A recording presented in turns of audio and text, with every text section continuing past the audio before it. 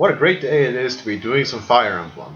This is FE11 and Mekkah, Hi. and you're watching Chapter 14 of my Fire Emblem 11 Hard 5 0% Girls playthrough. This chapter is going to be very different from the last few in that we're actually going to be here for a long time, and we have all of our deployment slots filled with interesting units.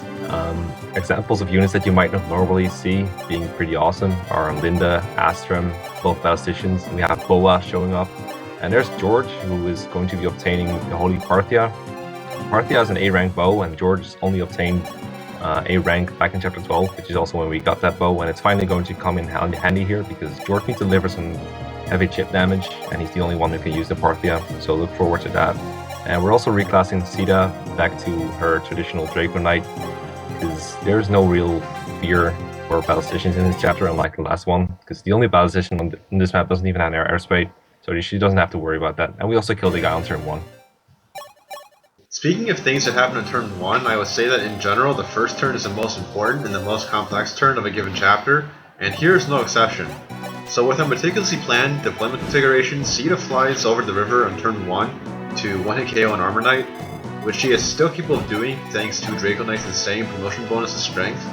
And on enemy phase, the remaining nearby Armor Knight is going to suicide himself on Caeda because unlike his pal, he wields a Silver Lance instead of a Javelin. Now as for the pair of Armor Knights on the left, first we had to have Julian do an uncommon task. He put down a drawbridge, which if you think about it is kind of like the outdoor version of a door, where the river is like a wall. And it's not a great mechanic in my opinion because rivers can be crossed by many unit types, and drawbridges don't really make sense on every map of the river, whereas doors pretty much always make sense as long as there's a wall.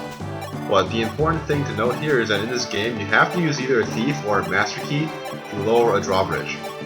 So Minerva commanded one of the Armor Knights to stop with the authority of Hammer Time, and Hardin lined up next to her, making sure that neither has a strong weapon equipped, because there is a priest in this map with the Fortify staff, and Fortify heals all of the allies, or in this case the enemies on the map. And Fortify Priest will be a common thorn in our side from here on out, because they will heal enemies who are wounded below half HP. Something else to point out, enemies have been having some forced weapons ever since chapter 10 or so. We just really haven't had the chance to talk about them yet. Enemies with silver weapons do not have forced weapons, but for example, the Rider's Bane on the Armor Knight that we killed on turn 1 had some fight force onto it, which is pretty annoying if you had to attack it with like a high HP Cavalier. But for the most part, it's not going to be very relevant for this playthrough. Equipping forged weapons in enemies is a strategically valuable aspect of the game that FE11 introduced to the series, and it's an innovation that we tend to overlook when we compare this game to the other Fire Emblem games. Forging existed in FE9 and FE10, and I think those games might have benefited with some enemy forges every now and then. So in this game, weapons that don't fall into the standard Iron, Steel, Silver, Brave progression are not forged, but effective weapons and weapons like the Javelin and Hand Axe start being forged in Chapter 10 on this difficulty. The effective weapons tend to be overkill in the hands of enemies in the 0% Girls playthrough because you don't need very much to one-hit KO someone like Hardin, but in normal playthroughs they stand in contrast to some of the Fire Emblem games where effective weapons are so shitty that they are a non-factor. We do need Jagan to want to KO this Cavalier right here, because he outranges him, but he can't really survive both of them in a normal hand-to-hand combat. So what he does is he flies in, one KOs one of them, and then the other one will suicide on him. Normally he would get doubled, but since he's no longer in existence after Jagan one KO'd him with the Corleone, he turns out fine. We have a lot of units dedicated towards the right path. Most of them are going to be occupied with raiding the chest room, because it has two chests that are kind of far away from each other, and there's a sniper guarding the door. It's going to be very difficult to deal with. Also, Caeda is on her way to the throne, in kind of a sneaky way, I guess, to avoid using a door key use, actually, right? That's correct, because there are two ways to reach the throne, approximately. One of them is the long way around that Caeda is taking, and the other one is kind of the way that Martha's going, and there's a door separating the top corridor from the bottom corridor. And because Caeda is Draco Knight, and we have plenty of turns to spare, she can reach the boss with her 10 flying movement with no problem whatsoever. And so we're going to send her that way in order to save a door key use. But one thing that we do have to keep in mind is that there are some enemy thieves here on this map who kind of are just lollygagging about. I don't even know what they're there for, because I don't think they go after the chest, and I don't think they'll really go after the village either. They start really far away. but we do need to kill them because they drop a couple of items that we can sell for money.